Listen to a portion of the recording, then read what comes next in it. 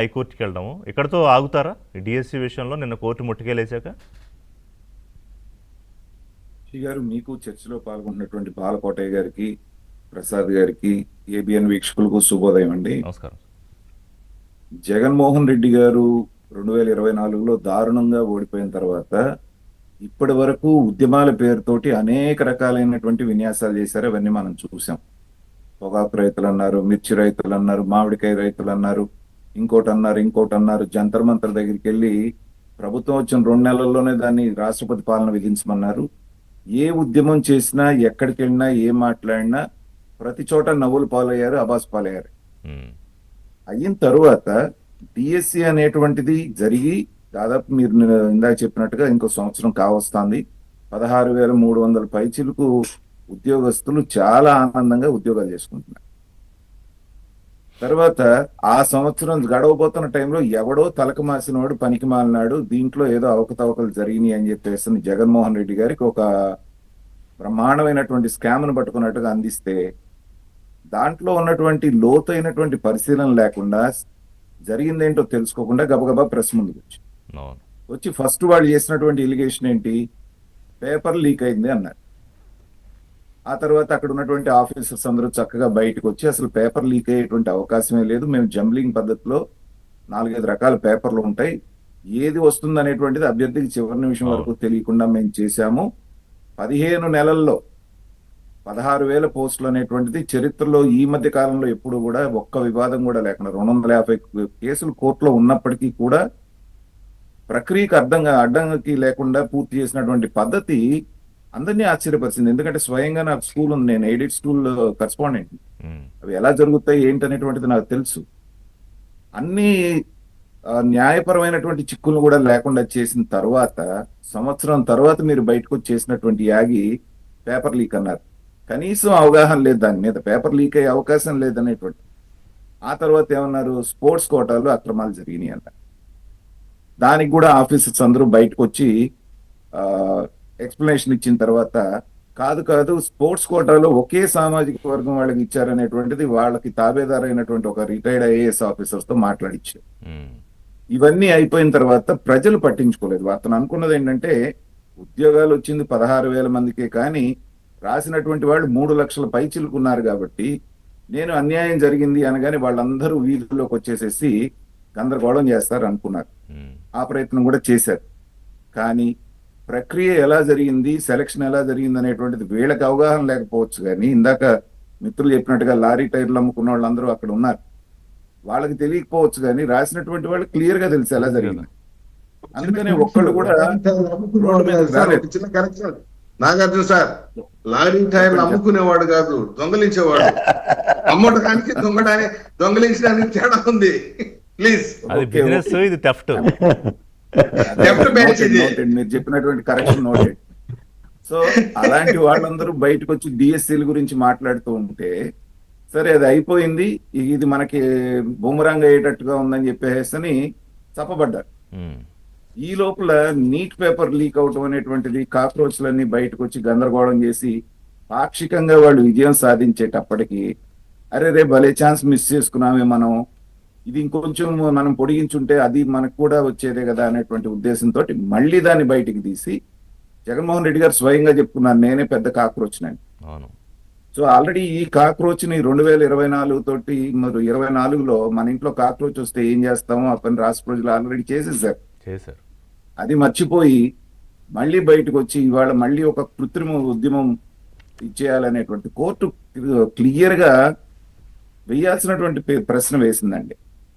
అసలు బాధితులైనటువంటి వాళ్ళు ఎవరైతే ఉన్నారో వాళ్ళు ఒక్కళ్ళు కూడా కోర్టుకి ఎందుకు రాలేదు, మీరందరూ ఎవరు అసలు పిల్స్ వేయటానికి అని అడిగిన ప్రశ్నకి ఎంత చండాలమైన సమాధానం ఇచ్చారండి. భయపడుతున్నారంటున్నా. 300 పైచిలకు పిటిషన్లు వేసిన వాళ్ళు భయం ఏంటయా మీకు, ఏం మాట్లాడుతున్నారు? ఇక్కడ రిషి గారు, నేను కూడా న్యాయ వ్యవస్థకు కూడా నేను ఒక అప్పీల్ చేస్తున్నానండి. ఇలా పనికి మాలిన పిల్స్ వేసేటువంటి వాళ్ళందరికీ కొన్ని సందర్భాల్లో న్యాయమూర్తులకు గనక విసుగొస్తే వీడికి 2 లక్షలు 3 లక్షలు జరిమానా వేయండి అంటున్నారు చూసారా. అలాగా వెళ్ళినాడికి ఇలాంటి పనికిమాలిన కేసులు వేసినాడికి ఒక 50 లక్షల నుంచి ₹1 కోటి ఫైన్ వేస్తామంటే ఇలాంటి చెత్త పిల్లులు వేయకుండా ఉంటారనేటువంటిది నా మిగతా భావన. అసలైన కేసులన్నీ త్వరగా పరిష్కారం అవుతాయి. పరిష్కారం అవుతాయి. రెండోది ఏంటంటేనండి, వీళ్ళకి హిడెన్ ఎజెండా ఏంటంటే, వీళ్ళ అసలు భయము బాధ ఏంటంటే, చంద్రబాబు నాయుడు గారికి 80 సంవత్సరాల వయసు వచ్చేసింది, రాబోతోంది. ఈయన ఇంకా తర్వాత 5 ఏళ్ళు నాయకుడు ఉంది. లేకుండా ఇంకా పోతే 4 ఏళ్ళు ఉంది. ఇంకా 4 ఏళ్ళు ఉన్న వాళ్ళ లెక్కలో 80 వచ్చేసింది చంద్రబాబు నాయుడు గారు. లెక్కలో వచ్చేసింది. సో చంద్రబాబు నాయుడు గారు రిటైర్ అయిపోతే ఇక ఎంతకాలం ఉంటే అంతకాలం నేనే ముఖ్యమంత్రిని కదా, ఆయనకి ఫర్దర్ నాయకత్వం లేకపోతే పప్పు అనే ముద్ర వేసేసి మొదట్లోనే తుంచేయాలని చూశారు రాజకీయంగా లోకేష్ గారిని. ఆయన పప్పు కాదు నిప్పని వీళ్ళ తుప్పు రేగ కొడుతున్నారు. ఇవాళ రెడ్ బుక్ అనేటువంటిది ఇంకా ఓపెన్ చేయకుండానే బెంబేలు ఎత్తిపోతున్నారు. ఇందాక ప్రసాద్ గారు చెప్పినట్టు ఇంకా ఓపెన్ అవ్వలేదంటున్నారు, కానీ నా దృష్టిలో కొంచెం పాక్షికంగా ఓపెన్ చేసినట్టే ఉన్నారు. సో ఇలాంటి సందర్భంలో లోకేష్ గారిని కార్నర్ చేయటానికి ఎడ్యుకేషన్ మినిస్టర్ గా ఉన్నారు కాబట్టి ఆయన్ని బ్లేమ్ చేసి బదనాం చేసి Yeah. వీళ్ళందరినీ ఏదో కృత్రిమ ఉద్యమం క్రియేట్ చేయాలనుకుంటున్నారు. కానీ జరుగుతున్నది ఏంటంటే రిషి గారు, వాళ్ళందరూ దేంట్లో బిజీగా ఉన్నారో తెలుసా? అభ్యర్థులందరూ నెక్స్ట్ మళ్ళీ డిఎస్సి వేస్తాం అంటున్నారు ఈ సంవత్సరం. సో దాని ప్రిపరేషన్ లో చాలా తలమునకలై ఉన్నారు ఆ అభ్యర్థులందరూ. వీళ్ళు చేసే పనికిమాలిన ఉద్యమాల కోసం ఇప్పుడు కామన్ సెన్స్ తో మాట్లాడుకుందాం రిషి గారు. సరే జరిగిందన్నారు, బాగానే ఉంది. ఇప్పుడు ఏం చేయాలి ఈ 16,000 మందిని? ఆయన అన్నాడు కదా, నేను వచ్చాక రద్దు చేస్తానని. అదే అది అయ్యే సాధ్యమయ్యే పనేనా? రాజ్యాంగంలో అది అవకాశం ఉందా అసలు? చట్టంలో అది అయ్యే పనేనా?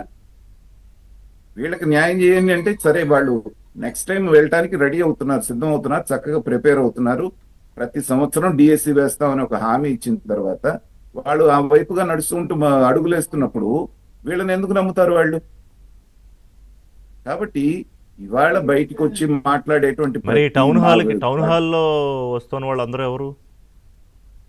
చెప్పారు కదండి ఇందాక, అక్కడ ఎవరైనా కుర్రోడు కాస్త చదువుకొని కాలేజీకి వెళ్ళి కాస్త డిగ్రీ చదివినాడు ఎవరైనా కనబడుతున్నారా మీకు? అక్కడ కూడా అబాస్ పాలవుతుంది. కనీసం వాళ్ళ పార్టీ కార్యకర్తలు నాయకులు ఇందాక అన్నారు చూస్తారా, గంజాయి బ్యాచీలు, రోడ్లమ్మట బ్లేడ్ బ్యాచీలు, వీళ్ళని పోగేయటమే కదండి ఇప్పుడు ఉద్యమంలో వాళ్ళు చేశారు. మొన్న అందరికి కలెక్టరేట్ ఎక్కడికి వెళ్ళి వినతి పత్రాలు ఇచ్చారు. అక్కడ ఎక్కడన్నా వీళ్ళు వచ్చారా ఉద్యోగస్తులు? అది మొన్న జంజీ పాట పాడుతున్నాడు కదా ఈయన జగన్మోహన్ రెడ్డి. మొన్న నేను చూసా అన్నవాళ్ళు నాకెవరూ కనపడలా. పాపం అందులో ఎవరో కొంతమంది మహిళలు, నేను ఎవరు తప్పట్లేదు కానీ ఏదో తీసుకొచ్చారు వాళ్ళని, కాసేపు ఆ ప్లకార్డులు పోస్టర్లు పట్టుకుని నిలబడండి అని చెప్పారేమో. అందులో ఎవరు లేరు, వీళ్ళు ఎవరు లేరు, అభ్యర్థులు ఎవరు? రిషి గారు, జంజీ ఉద్యమం నేపాల్లోనూ లేకపోతే మిగతా చోట్ల బంగ్లాదేశ్ లో ఈ మధ్య వచ్చింది, కానీ 2024లోనే జంజీ ఉద్యమం మన ఆంధ్రప్రదేశ్ లో వచ్చిందండి. వీళ్ళందరూ కూడా ఇది ప్రభుత్వం మమ్మల్ని మోసం చేసింది, ప్రతి జనవరికి జాబ్ క్యాలెండర్ ఇస్తామని ఇవ్వలేదు అని చెప్పారు కాబట్టి వాళ్ళందరూ వీళ్ళని డంప్ చేశారు. 2024లో 11 సీట్లకే పరిమితం చేశారు. అయిపోయింది వాళ్ళ ఉద్యమం. ఆల్రెడీ చేయకుండానే సైలెంట్ ఉద్యమం చేశారు, పక్కన పెట్టేశారు. ఇప్పుడు నేను కాక్రోచ్నని చెప్పి చెప్పుకోవడంతో ఏంటంటే జనంలో ఇంకొకసారి అబాస్ పాలవుతున్నారండి. అక్కడ దాకా ఆగారు, నేను జంజీని అనలేదు, అంతవరకు సంతోషించాలి. అదే అంటే 45 ఏళ్ళు దాటినాయి కదండి, వయసు అయిపోయింది కదా. మరి ఈయన మన 45 ఏళ్ళు దాటాయి కదా, ఇక అతను దానయ్య పాపం వయసు ఇంకేముంది అయిపోయింది కదా అన్నాడు కదా. పాపం గొర్రెలు కాపరి చనిపోతే అదేనండి, 45 ఏళ్ళు దాటి వయసు అయిపోయింది కాబట్టి జంజీని అని చెప్పుకోలేకపోతున్నాడు ఆయన. ఏమన్నా బ్రేక్ మాటేనండి.